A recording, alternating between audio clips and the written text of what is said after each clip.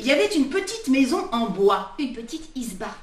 Et dans cette petite isba vivait un paysan, Un moujik. et ses fils. Ils étaient 3. Les 2 premiers étaient mariés, organisés, travailleurs. Le petit dernier était un peu différent. Lui, ce qu'il aimait, c'était paresser sur son poêle, le chauffage de l'époque toute la journée, pendant que ses frères et ses belles-sœurs travaillaient. Ah, il était paresseux, il était feignant. Il avait, vous savez, ce qu'on appelle un poêle dans la main. On l'appelait Émélian. Émélian le fainéant. Mais un jour, le père tombe très malade. Gravement malade. Il fait appeler à son chevet ses 3 fils. Mes enfants, je ne me sens pas très bien. Avant de trépasser, je voudrais m'assurer que vous partagerez mes biens de façon égale. Je vous laisse ma maison, mon bétail, et 100 roubles chacun. Partagez tout de façon équitable.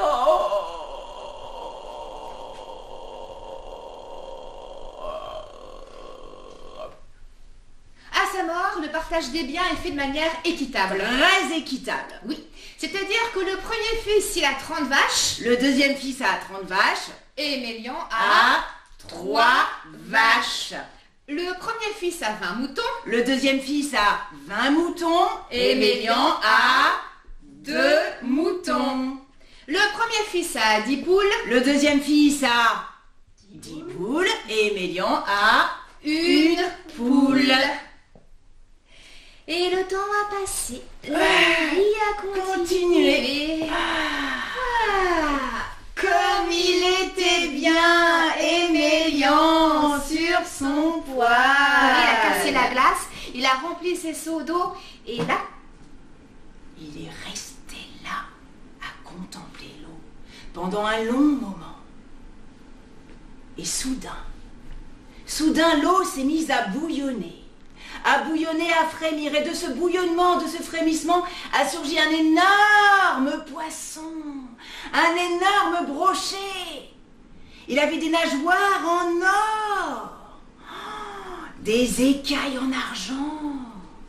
Il était grand, il était presque aussi grand qu'Émélian. Émélian le cale à main nue, le prend contre lui. Mais voilà que le brochet se met à parler. Émélian, pourquoi m'as-tu attrapé? S'il te plaît, relâche-moi dans la rivière. Je t'ai attrapé pour te manger, mes belles-sœurs cuisinent très bien le brochet. Écoute, Émélian, si tu me relâches, je ferai de toi l'homme le plus riche du pays. Le plus riche, Émélian, s'en fiche. Oh, écoute, Émélian, si tu me relâches, je réaliserai tous tes souhaits. Épuisé, à bout de nerfs, le père a demandé au tsarost, Le maire du village d'Émélian, qu'il le fasse venir de gré ou de force. Et le tsaros était lui aussi un homme intelligent. Il avait sa petite idée dans la tête. Alors il a convoqué Émélian chez lui et il lui a fait boire de la vodka. De la vodka. De la vodka, tant qu'il est tombé ivre mort. Un officier l'a attaché et l'a ramené au palais. Alors une fois au palais, le tsar a ordonné que sa fille vienne.